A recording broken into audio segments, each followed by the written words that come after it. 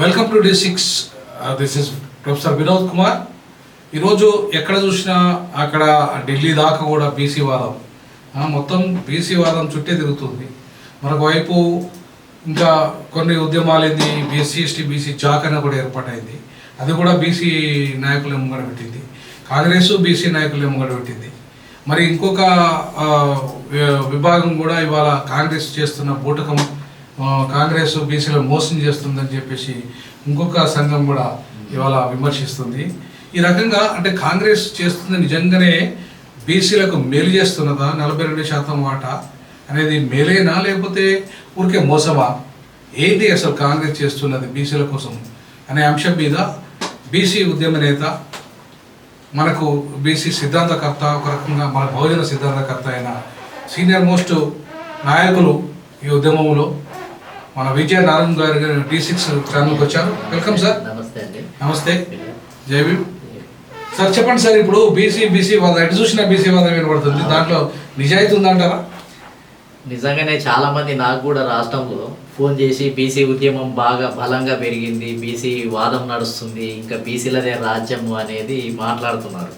నిజమే, చర్చ అయితే బీసీల గురించి చర్చ జరుగుతున్నది వాస్తవమే. ఎందుకనంటే బీసీలలో కాంగ్రెస్ పార్టీలో ఇది ప్రధానంగా ఇది లేవనెత్తబడ్డది. ముఖ్యంగా తీన్మార్ మల్లన్న గతంలో ఎమ్మెల్సీ కావటానికంటే ముందు నుంచే ఏదైతే బీసీలకు జరుగుతున్నటువంటి అన్యాయము, ఏ పార్టీ ఎన్ని టికెట్లు ఇచ్చింది, ఏ రకంగా ముఖ్యమంత్రి ఇప్పటి వరకు బీసీ కాలేదు, ఇవన్నీ గతంలో కాంశీరామ్ గారు అనేక ఉద్యమాలు మేమందరం కూడా ఎన్నో సంవత్సరాల క్రితమే అంతర్రెడ్లే కాంగ్రెస్ పార్టీ ద్వారా అంతర్రెడ్లే ముఖ్యమంత్రులు అయ్యారు, టీడీపీ ద్వారా అంత కమ సామాజిక వర్గమే ముఖ్యమంత్రి అయింది, బీఆర్ఎస్ ద్వారా కూడా వెలమ సామాజిక వర్గాలే ముఖ్యమంత్రులు అయినాయి, బీసీలు ఒక్కరు కూడా కాలేదు, ఎస్సీలు కూడా కాలేదు, సపరేట్ తెలంగాణ వచ్చినాక కూడా అన్యాయమే జరుగుతుందని గత 30-40 సంవత్సరాల నుంచి మేమంతా చేస్తున్న చర్చనే. కాకపోతే ఏంటంటే ఇప్పుడు చర్చ ఎక్కడ జరుగుతుంది అని అంటే కాంగ్రెస్ పార్టీలో ఉన్న కాంగ్రెస్ నాయకుల మధ్య చర్చ జరుగుతుంది.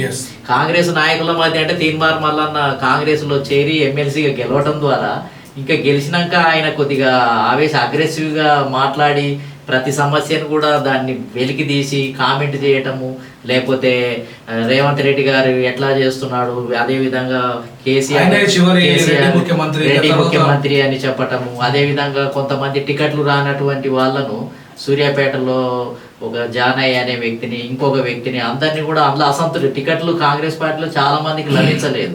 కొన్ని జిల్లాల్లో రెడ్ల ఆధిపత్యం, నల్గొండ జిల్లా ఉంది, మహబూబ్నగర్ జిల్లా ఉంది, కొన్ని జిల్లాల్లో మొత్తం సాలిడ్గా ఒక రెడ్డి సామాజిక వర్గమే అన్ని టికెట్లన్నీ పొందటం వల్ల సహజంగానే కాంగ్రెస్ పార్టీలో ఒక అసంతృప్తి పెరిగింది. దీనికి తగ్గట్టుగా కాంగ్రెస్ పార్టీ కూడా ఏం చెప్పింది అంటే ఎన్నికల ముందు రాహుల్ గాంధీ, ప్రియాంక గాంధీ రాష్ట్రానికి వచ్చినప్పుడు సామాజిక న్యాయము అని చెప్పింది, కులగణన చేస్తానని చెప్పింది.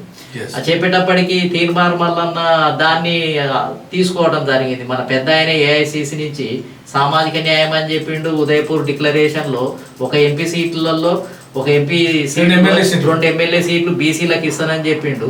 ఇది ఎందుకు చేస్తలేడు? అక్కడ సెంట్రల్లోనేమో కాంగ్రెస్ పార్టీ అనుకూలంగా ఉంది, రేవంత్ రెడ్డి గారు పిసిసి అధ్యక్షుడు గురించి ఎందుకు ఇవ్వటం లేదు అని ఈ విధంగా అందులో సంధించి మొత్తం ఏంటంటే ఇక్కడి నాయకత్వాన్ని, ఇక్కడ కాంగ్రెస్ పార్టీని అతలాకుతలం రాహుల్ మంచోడే కానీ అని ఆ రకంగా దాన్ని మళ్లించి ఇక్కడ అతలాకుతలం చేసే ప్రక్రియను ఒకదాన్ని ఎన్నుకోవడం జరగటం వల్ల రోజు ఒక దాని మీద జానారెడ్డి ఎట్లా బీసీలకు వ్యతిరేకంగా ఉన్నాడు, ఈ కులగణన రిపోర్ట్ ఈ లోపే రావటం, కులగణన రిపోర్ట్ వచ్చిన తర్వాత అది తప్పుల తడకగా మారిందని చింపేయటం, ఓపెన్ గా చింపేయటం తోటి రాష్ట్రం అంతా కూడా పెద్ద చర్చ జరిగిపోయింది.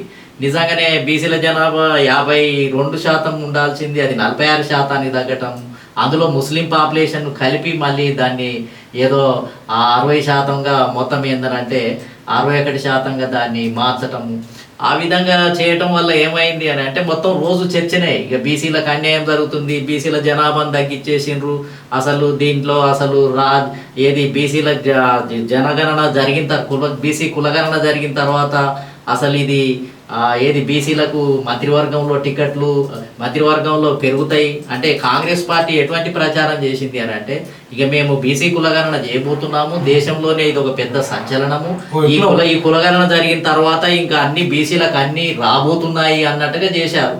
కొన్ని బీసీ సంఘాలు కూడా ఇంకా ఈ బీసీ కులగణన కాంగ్రెస్ చేయబోతుంది అంటే కాంగ్రెస్ను మెచ్చుకోవడానికి కొన్ని బీసీ సంఘాలు ఏం చెప్పినాయంటే అసలు బీసీ కులగణన జరిగినాక ఇంకా అన్ని ఎమ్మెల్యే టికెట్లు మనయే, ఎంపీ టికెట్లు మనయే, మంత్రి పదవులు మనయే, ముఖ్యమంత్రి పదవులు మనయే అని కొన్ని బీసీ సంఘాలు మొత్తం పని కట్టుకొని చెప్పడం ప్రారంభించినప్పటికీ ఇక దాన్ని భారతదేశంలో ఎవరు చేయలేదు. అసలు రేవంత్ రెడ్డి మొదటిసారి చేస్తున్నాడు, రాహుల్ గాంధీ మొదటిసారి చేస్తున్నాడు. అంటే ఇదొక పెద్ద సంచలనం, విప్లవం అన్నట్టుగా ఇక బీసీలలో ఒక ఆశను, ఒక నమ్మకాన్ని